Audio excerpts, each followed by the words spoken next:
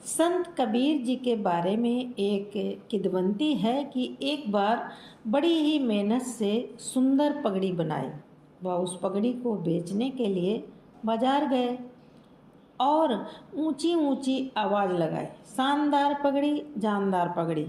उनकी आवाज़ सुनकर खरीदारों ने उनका भाव पूछा। कबीर जी ने खरीदार को उसका मूल्य 2 टके बताया। अच्छी तरह से पगड़ी देखने के बाद खरीदार बोला कि 1 टके में बेचोगे, और यह कहकर वह आगे बढ़ गया। आखिर में निराश होकर कबीर जी घर लौटे तो घर में प्रवेश करने ही वाले थे कि उनका एक पड़ोसी मिल गया।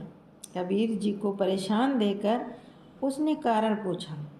कबीर जी ने सारी बातें उसे बताईं तो वह पड़ोसी बोला, पगड़ी मुझे दे दो, मैं कल सुबह इसको बेचने जाऊंगा।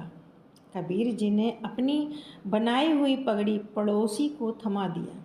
अगले दिन सुबह बाजार गया और ज़ोर ज़ोर से आवाज़ लगाने लगा, जानदार पगड़ी, शानदार पगड़ी, 8 टके की पगड़ी। पहला खरीदार उसके दाम सुनकर पास आया।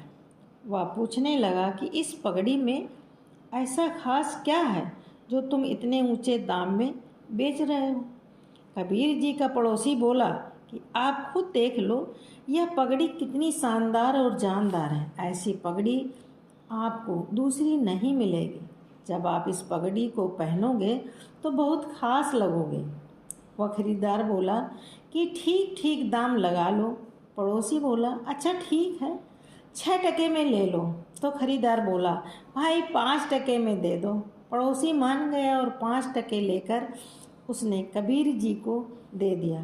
तब कबीर जी बोले, सत्य गया पाताल में, झूठ रहा जगमा छाए, 2 टके की पगड़ी 5 टके में जाए।